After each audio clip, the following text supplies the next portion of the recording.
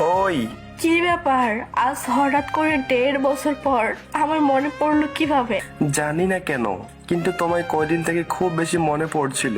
ও আচ্ছা, তা কেমন আছো তুমি? আমি ভালো নেই। কেন ভালো নেই তুমি? তুমি নেই আমার জীবনে, তাই। তুমি আমাকে আজকে হাসাইলা মন খুলে। হাসতেছো কেন তুমি? তোমার কথা শুনে। শোনো না, আমরা সম্পর্কটা আবার আগের মতো করে গুছিয়ে নেই। এটা আর সম্ভব না কখনো। কেন, কি হয়েছে? তোমার মনে আছে সেদিনের কথা? আমায় ছেড়ে গিয়েছিলে সবকিছু শেষ করে দিয়ে। আমি জানি, আমি স্বীকার করতেছি। দেখো, আমি তো তোমার সাথে অন্যায় করেছি, যার শাস্তি আমি এখন ধুকে ধুকে পাচ্ছি। আচ্ছা, তুমি যার জন্য ছেড়ে গিয়েছিলে আমাকে, এখন তার সাথে কথা হয় না তোমার? না, হয় না। আমি সব শেষ করে দিয়েছি। এভাবে আর কত মানুষের মন নিয়ে খেলা করবে তুমি? এবার থামো প্লিজ, দয়া করে। আমি আর কাউকে চাই না, আমার শুধু তোমাকেই চাই। কিন্তু এটা তো আর কোনোদিন সম্ভব না। অবশ্যই সম্ভব, তুমি চাইলে। প্লিজ ফিরে এসো আমার জীবনে। তোমাকে ছাড়া আমি থাকতে পারবো না। সেদিন ছেড়ে যাওয়ার সময় কত আকুতি মিনতি করেছিলাম, মনে আছে তোমার সবগুলো কথা?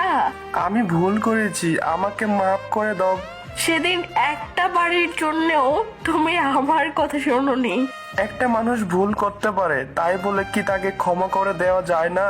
আমি তো তোমায় সেদিনেই ক্ষমা করে দিয়েছি, আর সৃষ্টিকর্তার কাছে অশ্রু ভেজা চোখ দিয়ে প্রার্থনা করেছি তুমি অনেক সুখী হও, তুমি অনেক সুখী হও। আমার মতো কষ্ট যেন তুমি কখনো না পাও। ভালোবাসো না এখন আর আমায়? না, কখনো না। শিখে গেছি একা থাকতে। প্লিজ, তুমি এভাবে বলো না আমাকে। ফিরে এসো আবার আমার জীবনে। আমি আর কখনোই তোমার কোনো কষ্টের কারণ হব না।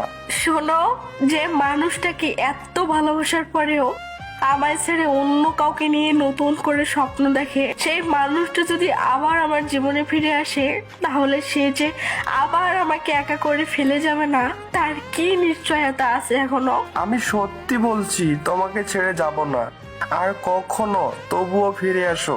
এসব আর এখন বিশ্বাস হয় না। অনেক কষ্টে তোমাকে ভুলে থাকতে শিখে গেছি। আমি আর তোমার মায়ায় পড়তে চাই না। আমি আর কষ্ট সহ্য করতে পারবো না। তুমি বরং সুখে থাকো অন্য কাউকে নিয়ে। যে মানুষটাকে এত ভালোবাসার পরেও মাঝ রাস্তায় একা করে ফেলতে চায়, সেই মানুষটাকে দ্বিতীয়বার আর সুযোগ দেওয়াটা বোকামি। সে আবার এসে মন ভেঙে দিয়ে যাবে।